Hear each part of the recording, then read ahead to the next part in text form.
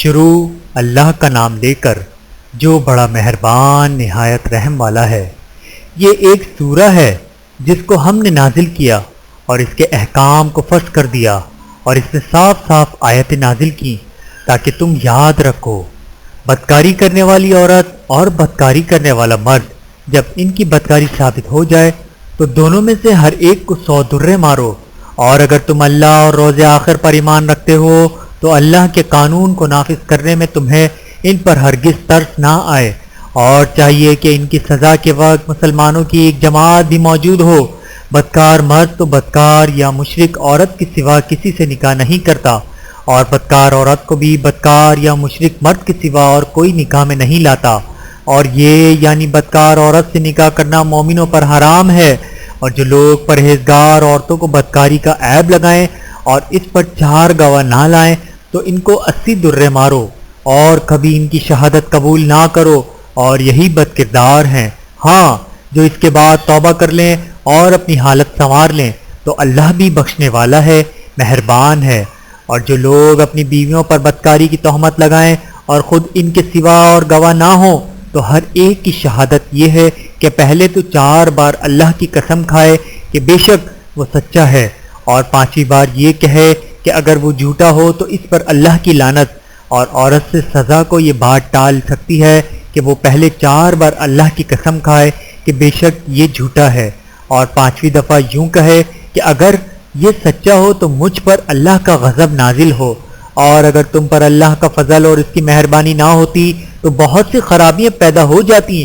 اور یہ کہ اللہ توبہ قبول کرنے والا ہے، حکیم ہے۔ جن لوگوں نے یہ بہتان باندھا ہے وہ تم ہی میں سے ایک جماعت ہے، اس کو اپنے حق میں برا نہ سمجھنا بلکہ وہ تمہارے لیے اچھا ہے۔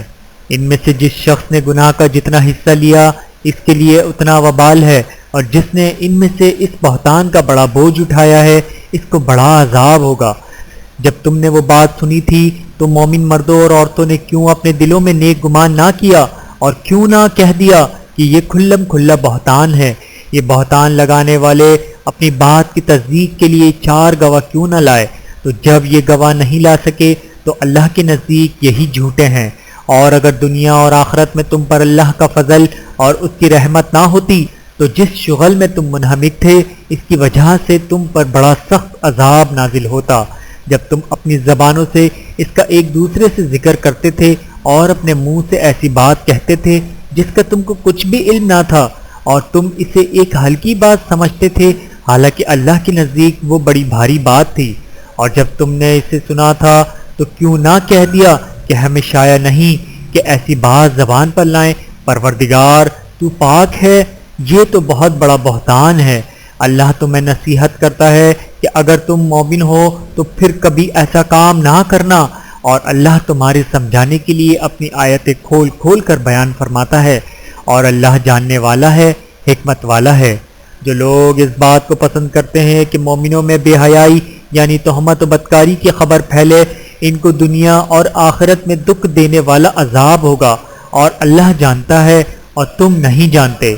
اور اگر تم پر اللہ کا فضل اور اس کی رحمت نہ ہوتی تو کیا کچھ نہ ہوتا مگر وہ کریم ہے، اور یہ کہ اللہ نہایت مہربان ہے، رحیم ہے۔ مومنوں، شیطان کے قدموں پر نہ چلنا، اور جو شخص شیطان کے قدموں پر چلے گا تو شیطان تو بے حیائی کی باتیں اور برے کام ہی بتائے گا۔ اور اگر تم پر اللہ کا فضل اور اس کی مہربانی نہ ہوتی تو ایک شخص بھی تم میں پاک نہ ہو سکتا، مگر اللہ جس کو چاہتا ہے پاک کر دیتا ہے، اور اللہ سننے والا ہے، جاننے والا ہے۔ اور جو لوگ تم میں صاحب فضل اور صاحب مال ہیں وہ اس بات کی قسم نہ کھائیں کہ رشتہ داروں اور محتاجوں اور وطن چھوڑ جانے والوں کو کچھ نہیں دیں گے، اور ان کو چاہیے کہ معاف کر دیں اور درگزر کریں۔ کیا تم پسند نہیں کرتے کہ اللہ تم کو بخش دے؟ اور اللہ تو بخشنے والا ہے، مہربان ہے۔ جو لوگ پرہیزگار اور برے کاموں سے بے خبر اور ایماندار عورتوں پر بدکاری کی تہمت لگاتے ہیں، ان پر دنیا اور آخرت دونوں میں لعنت ہے، اور ان کو سخت عذاب ہوگا، یعنی قیامت کے روز جس دن ان کی زبانیں اور ہاتھ اور پاؤں سب ان کے کاموں کی گواہی دیں گے۔ اس دن اللہ ان کو ان کے اعمال کا پورا پورا اور ٹھیک ٹھیک بدلہ دے گا، اور ان کو معلوم ہو جائے گا کہ اللہ برحق اور حق کو ظاہر کرنے والا ہے۔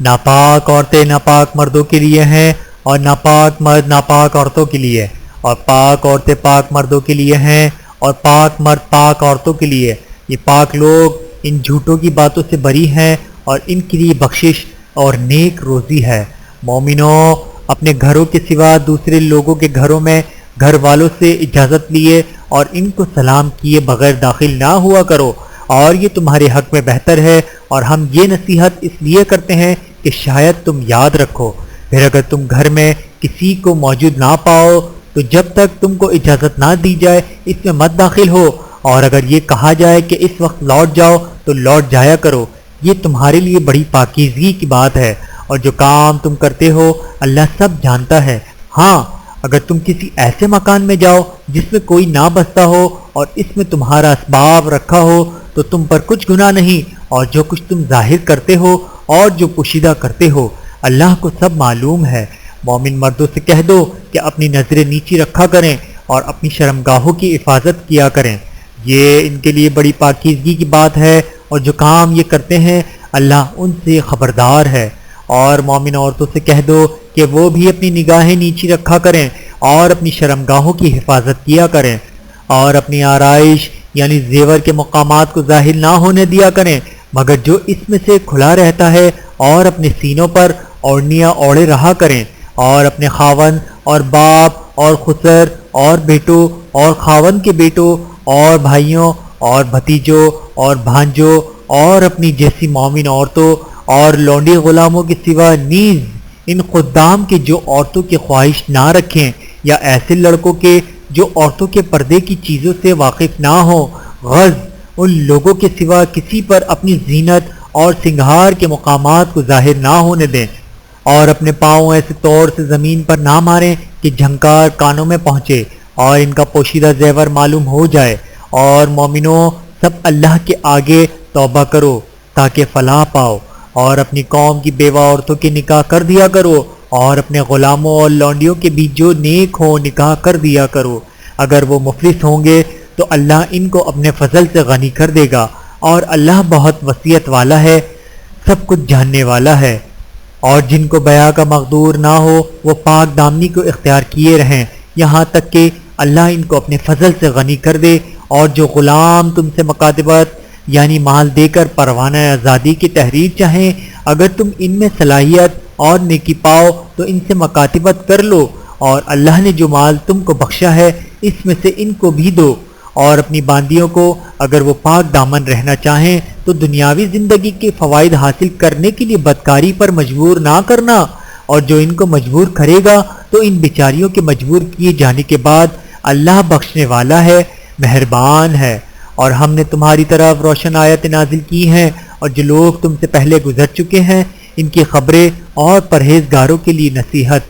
اللہ آسمانوں اور زمین کا نور ہے، اس کے نور کی مثال ایسی ہے کہ گویا ایک طاق ہے جس میں ایک چراغ ہے، اور چراغ ایک قندیل میں ہے، اور قندیل ایسی صاف شفاف ہے کہ گویا موتی کا سا چمکتا ہوا تارا ہے۔ اس میں ایک مبارک درخت کا تیل جلایا جاتا ہے یعنی زیتون کا، کہ نہ مشرق کی طرف ہے نہ مغرب کی طرف۔ ایسا معلوم ہوتا ہے کہ اس کا تیل خواہ آگ اسے نہ بھی چھوئے جلنے کو تیار ہے، بڑی روشنی پر روشنی ہو رہی ہے۔ اللہ اپنے نور سے جس کو چاہتا ہے سیدھی راہ دکھاتا ہے، اور اللہ جو مثالیں بیان فرماتا ہے تو لوگوں کے سمجھانے کے لیے، اور اللہ ہر چیز سے واقف ہے۔ وہ قندیل ان گھروں میں ہے جن کے بارے میں اللہ نے ارشاد فرمایا ہے کہ بلند کیے جائیں اور وہاں اللہ کے نام کا ذکر کیا جائے، اور ان میں صبح و شام اس کی تسبیح کرتے ہیں۔ ایسے لوگ جن کو اللہ کے ذکر اور نماز پڑھنے اور زکوٰۃ دینے سے نہ سوداگری غافل کرتی ہے نہ خرید و فروخت، وہ اس دن سے جب دل خوف اور گھبراہٹ کے سبب الٹ جائیں گے اور آنکھیں اوپر چڑھ جائیں گی ڈرتے ہیں، تاکہ اللہ ان کو ان کے اعمال کا بہت اچھا بدلہ دے اور اپنے فضل سے زیادہ بھی عطا فرمائے، اور اللہ جس کو چاہتا ہے بے حساب رزق دیتا ہے۔ اور جن لوگوں نے کفر کیا ان کے اعمال کی مثال ایسی ہے جیسے میدان میں ریت کے پیاسا اسے پانی سمجھے، یہاں تک کہ جب کہ اس کے پاس آئے تو اسے کچھ بھی نہ پائے، اور اللہ ہی کو اپنے پاس دیکھے تو وہ اسے اس کا حساب پورا چکا دے گا۔ اور اللہ جلد حساب کرنے والا ہے۔ یا ان کے اعمال کی مثال ایسی ہے جیسے گہرے سمندر میں اندھیرے جس پر چہر چڑھتی چلی جاتی ہو اور اس کے اوپر اور لہر آ رہی ہو اور اس کے اوپر بادل ہوں، غز اندھیرے ہی اندھیرے ہوں، ایک پر ایک چھایا ہوا، جب اپنا ہاتھ نکالے تو کچھ نہ دیکھ سکے، جس کو اللہ روشنی نہ دے اس کو کہیں بھی روشنی نہیں مل سکتی۔ کیا تم نے نہیں دیکھا کہ جو لوگ آسمانوں اور زمین میں ہیں اللہ کی تسبیح کرتے رہتے ہیں، اور پر پھیلائے ہوئے پرندے بھی، اور سب اپنی نماز اور تسبیح کے طریقے سے واقف ہیں، اور جو کچھ وہ کرتے ہیں سب اللہ کو معلوم ہے، اور آسمان اور زمین کی بادشاہی اللہ ہی کے لیے ہے اور اللہ ہی کی طرف لوٹ کر جانا ہے۔ کیا تم نے نہیں دیکھا کہ اللہ ہی بادلوں کو چلاتا ہے، پھر ان کو آپس میں ملا دیتا ہے، پھر ان کو طے بتے کر دیتا ہے، پھر تم دیکھتے ہو کہ بادل سے میں نکل کر برس رہا ہے، اور آسمانوں میں جو اولوں کے پہاڑ ہیں ان سے اولے نازل کرتا ہے، تو جس پر چاہتا ہے اس کو برسا دیتا ہے اور جس سے چاہتا ہے ہٹا رکھتا ہے۔ اور بادل میں جو بجلی ہوتی ہے اس کی چمک آنکھوں کو خیرہ کر کے بینائی کو اچکے لیے جاتی ہے۔ اللہ ہی رات اور دن کو بدلتا رہتا ہے، اہل بصارت کے لیے اس میں بڑی عبرت ہے۔ اور اللہ ہی نے ہر چلنے پھرنے والے جاندار کو پانی سے پیدا کیا، تو ان میں سے بعض ایسے ہیں کہ پیٹ کے بل چلتے ہیں، اور بعض ایسے ہیں جو دو پاؤں پر چلتے ہیں، اور بعض ایسے ہیں جو چار پاؤں پر چلتے ہیں۔ اللہ جو چاہتا ہے پیدا کرتا ہے، بے شک اللہ ہر چیز پر قادر ہے۔ ہم ہی نے روشن آیتیں نازل کی ہیں، اور اللہ جس کو چاہتا ہے سیدھے راستے کی طرف ہدایت کرتا ہے۔ اور بعض لوگ کہتے ہیں کہ ہم اللہ پر اور رسول پر ایمان لائے اور ان کا حکم مان لیا، پھر اس کے بعد ان میں سے ایک فریق پھر جاتا ہے اور یہ لوگ صاحب ایمان ہی نہیں ہیں۔ اور جب ان کو اللہ اور اس کے رسول کی طرف بلایا جاتا ہے تاکہ پیغمبر ان کا قضیہ چکا دیں، تو ان میں سے ایک فریق منہ پھیر لیتا ہے، اور اگر ان کو حق ملتا ہو تو اس کی طرف قبول کر کے چلے آتے ہیں۔ کیا ان کے دلوں میں بیماری ہے یا یہ شک میں ہیں، یا ان کو یہ خوف ہے کہ اللہ اور اس کا رسول ان پر ظلم کریں گے؟ نہیں، بلکہ یہ خود ہی ظالم ہیں۔ مومنوں کی تو یہ بات ہے کہ جب اللہ اور اس کے رسول کی طرف بلائے جائیں تاکہ وہ ان میں فیصلہ کریں تو کہیں ہم نے حکم سن لیا اور مان لیا، اور یہی لوگ فلاح پانے والے ہیں۔ اور جو شخص اللہ اور اس کے رسول کی فرما برداری کرے گا اور اس سے ڈرے گا اور اس کا تقوی اختیار کرے گا، ایسے ہی لوگ مراد کو پہنچنے والے ہیں۔ اور یہ اللہ کی سخت قسمیں کھاتے ہیں کہ اگر تم ان کو حکم دو تو سب گھروں سے نکل کھڑے ہوں۔ کہہ دو کہ قسمیں مت کھاؤ، پسندیدہ فرما برداری درکار ہے، بے شک اللہ تمہارے سب اعمال سے خبردار ہے۔ کہہ دو کہ اللہ کی فرما برداری کرو اور رسول کے حکم پر چلو۔ اگر منہ موڑو گے تو رسول پر اس چیز کا ادا کرنا ہے جو ان کے ذمہ ہے، اور تم پر اس چیز کا ادا کرنا ہے جو تمہارے ذمہ ہے، اور اگر تم ان کے فرمان پر چلو گے تو سیدھا رستہ پالو گے، اور رسول کے ذمہ تو صاف صاف پہنچا دینا ہے۔ جو لوگ تم میں سے ایمان لائے اور نیک کام کرتے رہے، ان سے اللہ کا وعدہ ہے کہ ان کو ملک کا حاکم بنا دے گا، جیسا ان سے پہلے لوگوں کو حاکم بنایا تھا، اور ان کے دین کو جسے اس نے ان کے لیے پسند کیا ہے مستحکم و پائیدار کرے گا، اور خوف کے بعد ان کو امن بخشے گا۔ وہ میری عبادت کریں گے اور میرے ساتھ کسی چیز کو شریک نہ بنائیں گے، اور جس کے بعد کفر کرے تو ایسے ہی لوگ بد کردار ہیں۔ اور نماز پڑھتے رہو اور زکوٰۃ دیتے رہو اور پیغمبر کے فرمان پر چلتے رہو تاکہ تم پر رحمت کی جائے، اور ایسا خیال نہ کرنا کہ کافر لوگ ہم کو زمین میں مغلوب کر دیں گے، ان کا ٹھکانہ دوزخ ہے اور وہ بہت برا ٹھکانہ ہے۔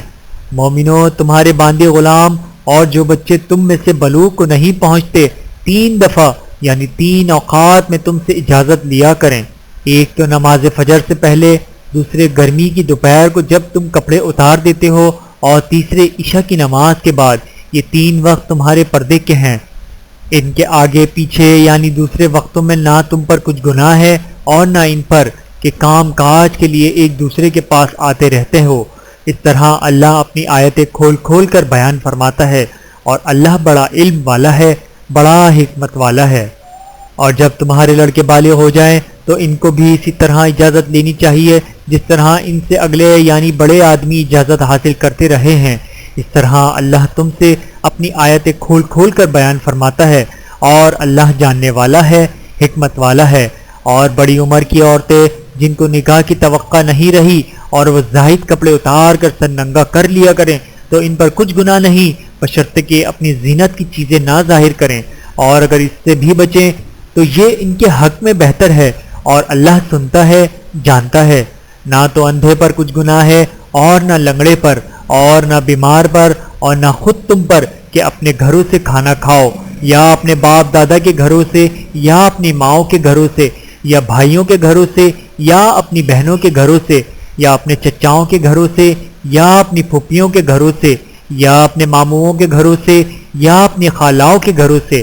یا اس گھر سے جس کی کنجیاں تمہارے ہاتھ میں ہیں، یا اپنے دوستوں کے گھروں سے، اور اس کا بھی تم پر کچھ گناہ نہیں کہ سب مل کر کھانا کھاؤ، یا جدا جدا۔ پھر جب گھروں میں جایا کرو تو اپنے گھر والوں کو سلام کیا کرو، یہ اللہ کی طرف سے مبارک اور پاکیزہ تحفہ ہے۔ اس طرح اللہ اپنی آیتیں کھول کھول کر بیان فرماتا ہے تاکہ تم سمجھو۔